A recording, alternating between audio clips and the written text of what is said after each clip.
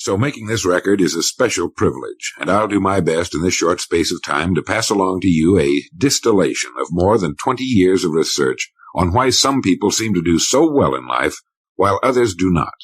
This information has changed my life, and the lives of thousands of others who have made the same discovery, and I sincerely hope it will have a happy and profitable effect upon yours. I hope that whenever you listen to this record, you will do so with a notebook handy.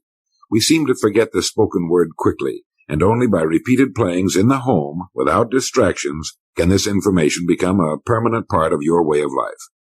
To begin, I would like you to remember this. Successful people are not people without problems. They have, as a rule, just as many problems and largely the same kind as everyone else. The difference is that they learn to solve their problems. Successful living is nothing more than the ability to solve successfully the problems which are as much a part of living as breathing. The degree of our success will be determined by the extent to which we can solve our problems. So now that we've defined the problem, let me make this statement. If you can tell me what you want, I can tell you how to get it. The problem with the great majority of individuals is not with their ability to achieve their goals in life, but rather with the failure to understand two factors vital to successful living. The first is to make the decision as to what it is we want enough to give it most of our attention until it's been achieved, and to clearly define it. And the second is to fully understand that we have the ability to achieve this goal or we wouldn't want it in the first place. The next vital rule to successful living is to understand that our success is won or lost by our ability to serve others. We are interdependent, and it's just as impossible to succeed without serving others as it would be to live in our modern world without others serving us. Our rewards in life will and must always be in exact proportion to our service. It is the misunderstanding of this single law which, in my mind, is responsible for fully 90% of the frustration and discontent we see around us. In your mind's eye, get a picture of a giant apothecary scale, the kind with the cross-arm from which hang two large bowls on chains. One of the bowls is marked rewards, the other service. These bowls will always be in perfect balance. A lot of people don't like this law, if they're even aware of it, but not liking a law does nothing to change it. The basic laws of nature and economics are unchanging. If we're out of step with them, we are, as Thomas Huxley put it, checkmated, without haste, but without remorse. But to those who know and work with the laws, he said, they are paid with the overflowing sort of generosity with which the strong delight in strength. Now there are two kinds of rewards, or income. One is psychic, the other is real, or tangible, such as money or property. If a person doesn't like his income, all he has to do is take a good long look at his service. The fact that the many individuals in the fields of science, religion, teaching, and so on must measure most of their rewards in the realm of the psychic does nothing to alter the fact that their rewards will be in exact proportion to their service. Look where you will find this law in undeviating operation. Our rewards will always be in exact proportion to our service. Good examples of this are World Book and Childcraft. The fact that your company is the world's largest publisher of reference material is based solely on the fact that its products have found the widest acceptance and have been sold to more individuals and institutions. This is the law, then, that lies as the supporting structure of economics and personal well-being, so fix it in your mind. All attempts to sidestep or in any way avoid this law will result in frustration and failure. So this brings up the question, if what I want is more than I now have, how can I increase my service in order to earn it? Well, whom do we serve? We serve people. So let's take a moment to try to understand people. The more we understand them, the better we can serve them. I think of an adult human being as a grown child, doing his best to play for the first and last time on earth this game called life. The extent to which he learns the rules of this mighty game will determine his success. But right here we run into an historic and exasperating fact.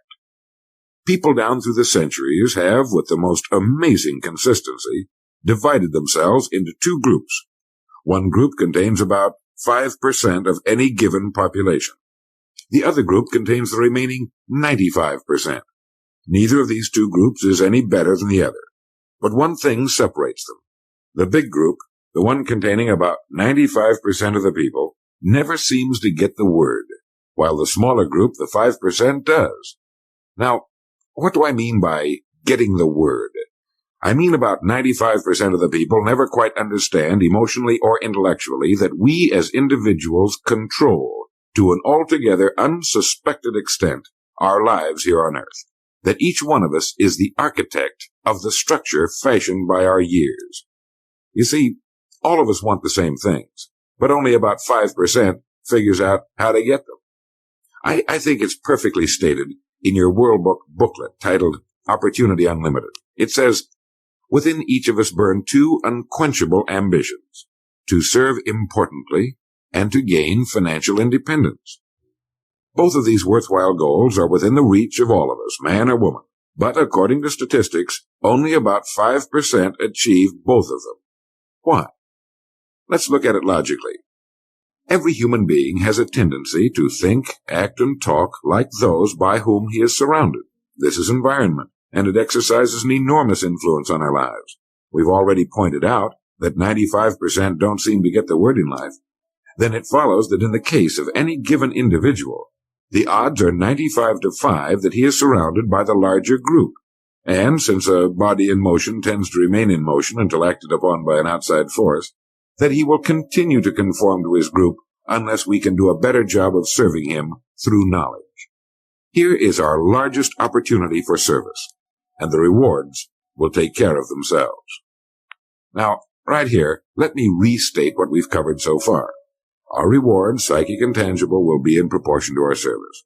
The failure of most people to live successfully is not caused by their lack of abilities, far from it, but rather in their failure to decide what it is they want, and understanding that our wants are governed by our talents and abilities, and that we are divided into two groups of roughly 5% and 95%, and that it's the 5% group which is successful.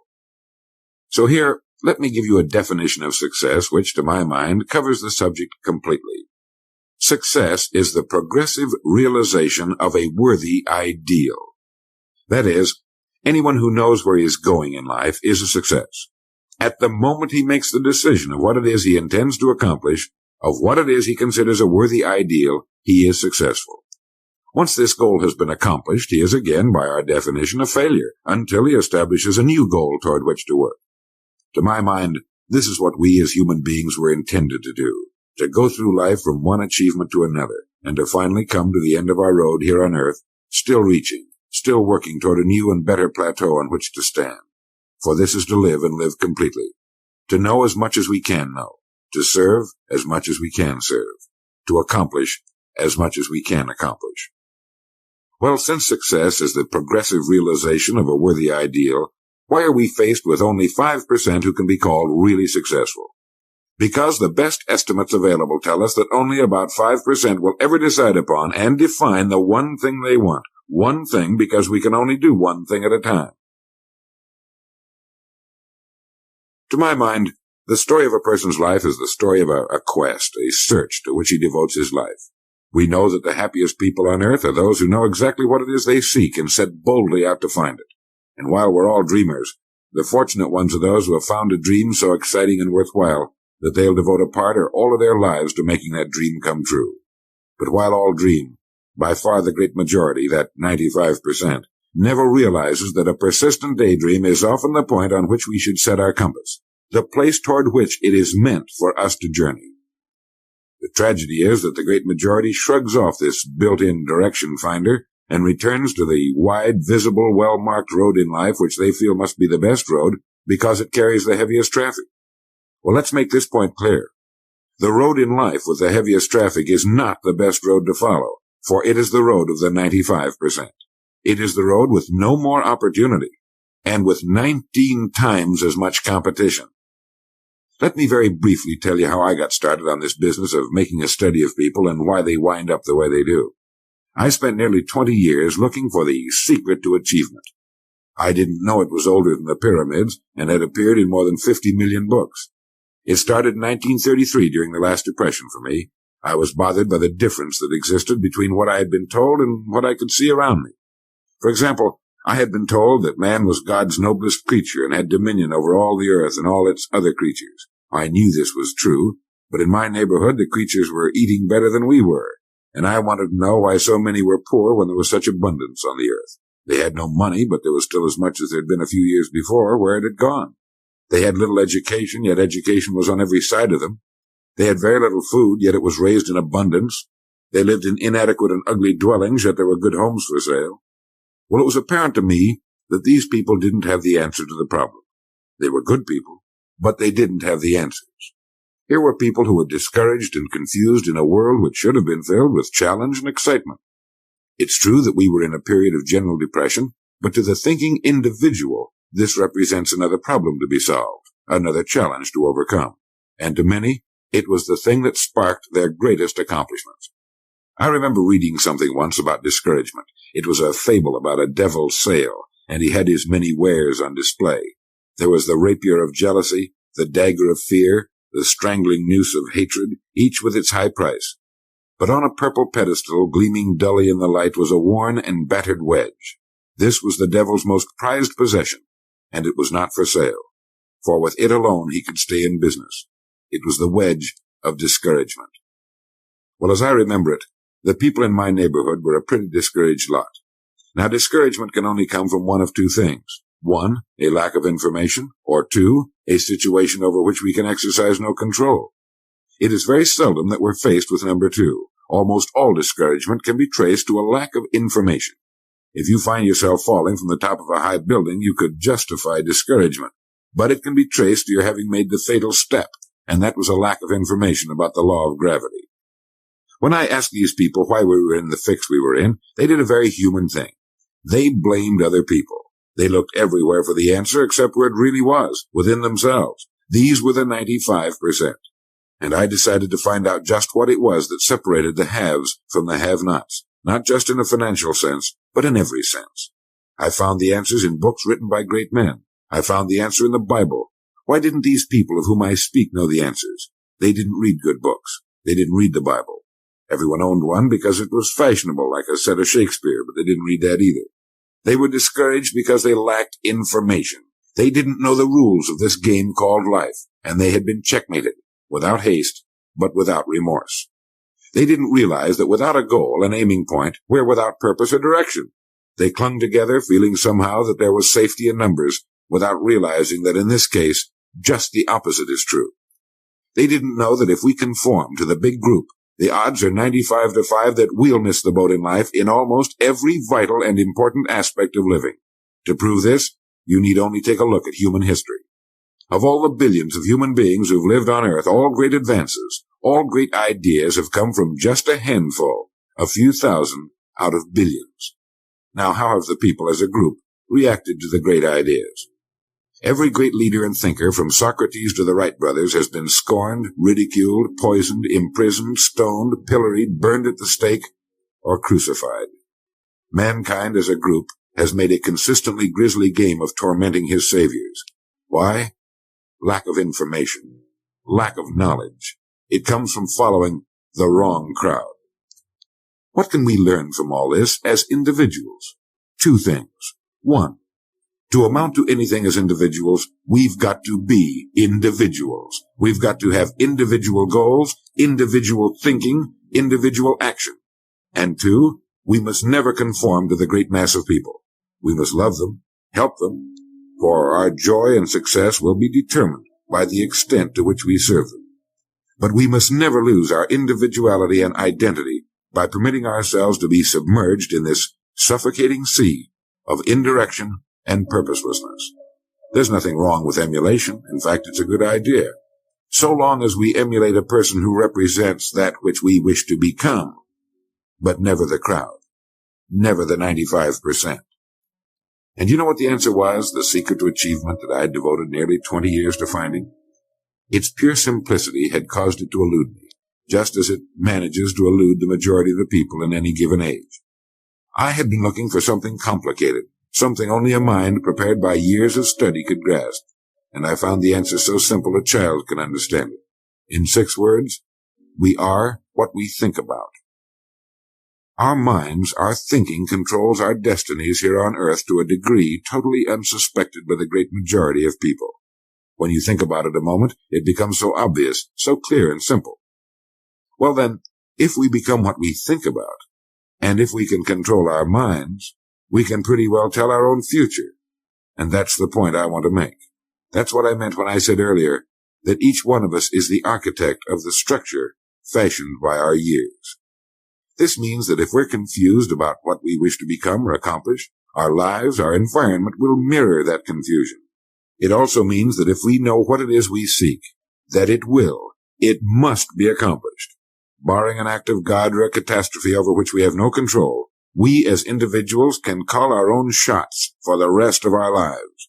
We can know what it means to go through life from one success to another, to play life according to the rules and reap the rewards. We can know what it means to have peace of mind and live calm, cheerful, successful lives. You are at this moment the sum total of your thoughts to this point, for there is nothing else you can be. And 5 years from now, you can be and have anything you set your entire mind and heart upon. Turn this record over now, and let me tell you of a way you can use this law to accomplish more in 5 years than the average person does in 40.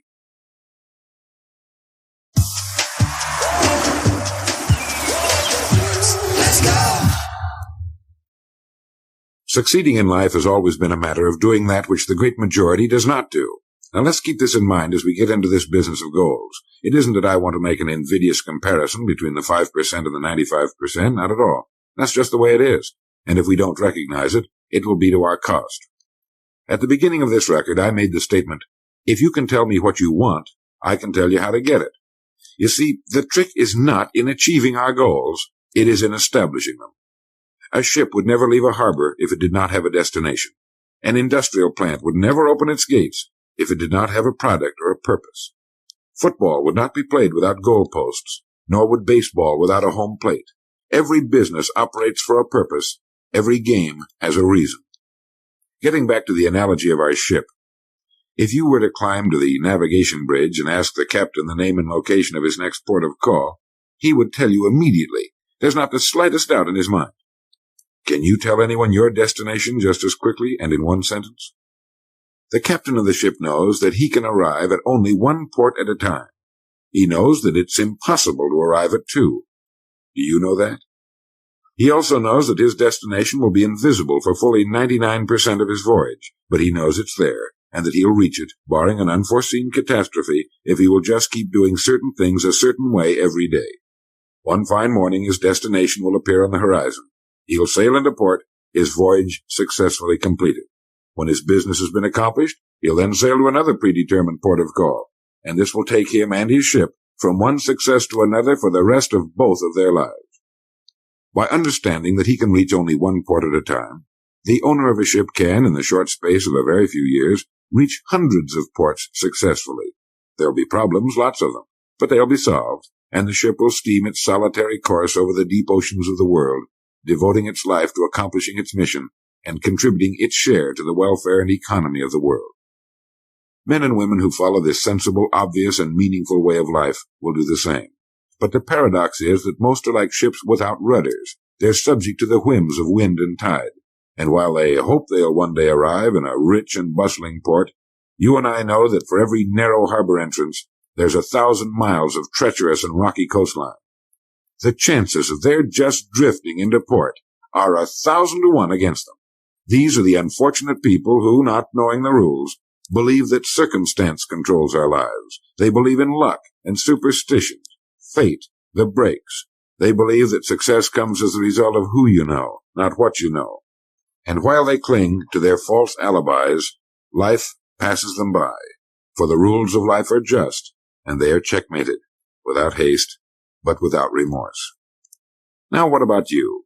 Remembering that the definition of success is the progressive realization of a worthy ideal, what's the ideal toward which you are working, now, today, yesterday, and tomorrow? Can you write it in one sentence? Is your goal sharply and clearly defined?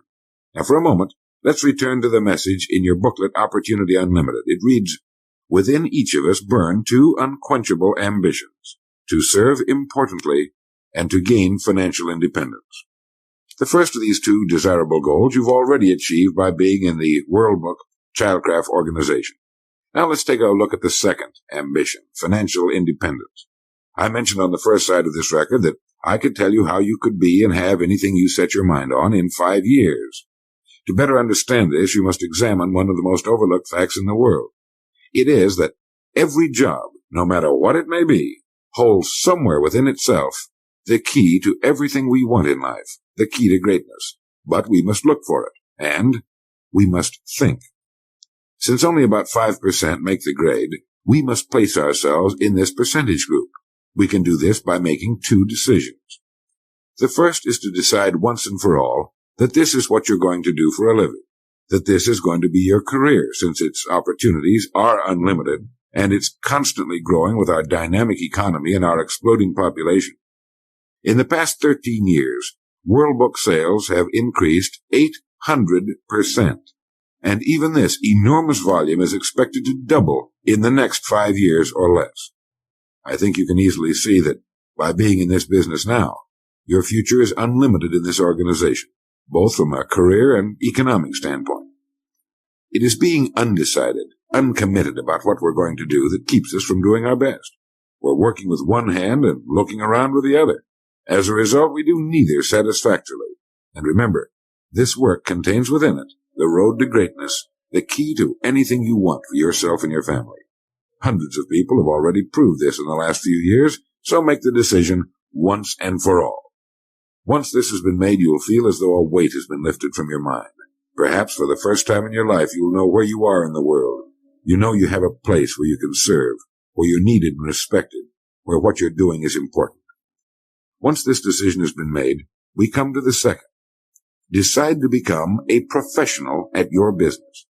You see, we can either compete or create. If we compete with all the other people in our line of work, we must be willing to accept the same rewards. If that's what we want, fine. But if we want to become professionals at what we do, then we must create. And when we begin to do this, there's no limit to that which we can achieve. We hear a lot these days about a word called security. Everyone wants security, but not 1 in 10 can tell you what it is. Most people will tell you that security rests with a job. This is impossible. There is no such thing as a job that represents security. Anyone with a job can lose it for any one of 1,000 reasons at any time. Those people I saw back in 1933, demoralized and afraid, thought that a job represented security. And when it had been taken from them, they had lost everything. They found themselves lost in a world they didn't understand. No, a job cannot represent security. There is only one place on earth you can find security, and if it isn't there, it isn't anywhere. It's inside of a person, never outside. If a man has security inside, where it belongs, his wife and children can feel it when he sits down to eat with them, and they're warmed by it.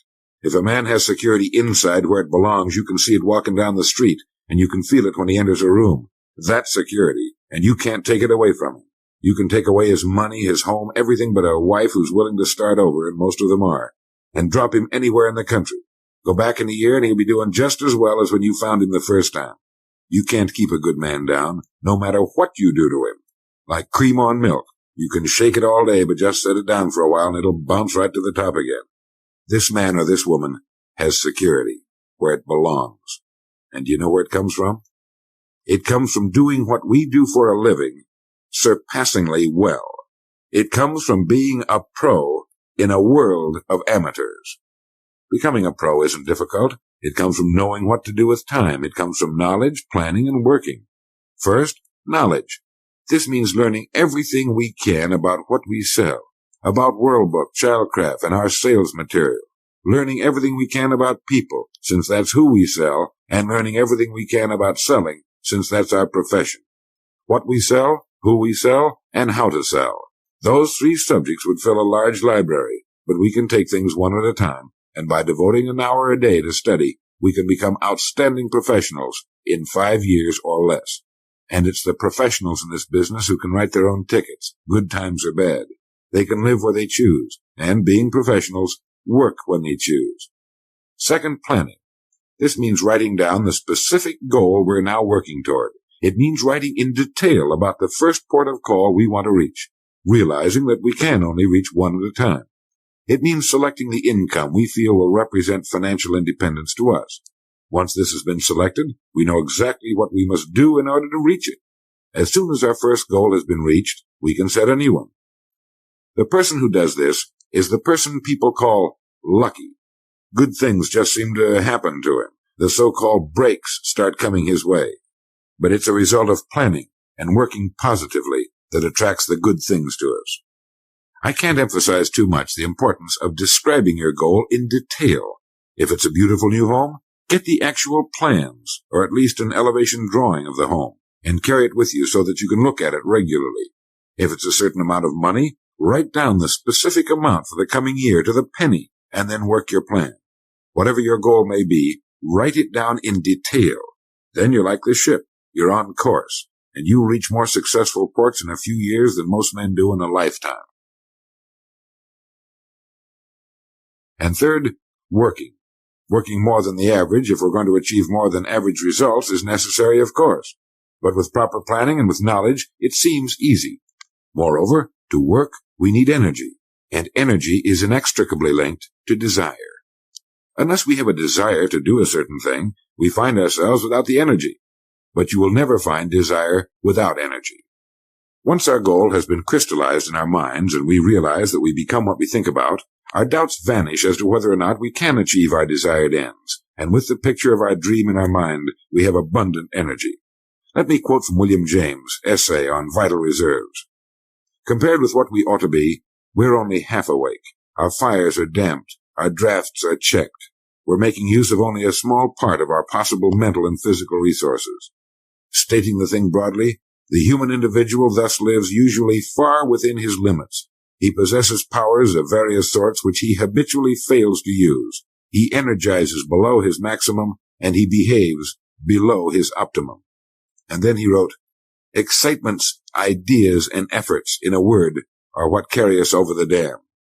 He goes on in this excellent essay to point out that we have deep reservoirs of abundant energy that we habitually fail to use, and that by pushing past the first false feeling of fatigue, we will find an exhilarating second wind that will take us to our goals.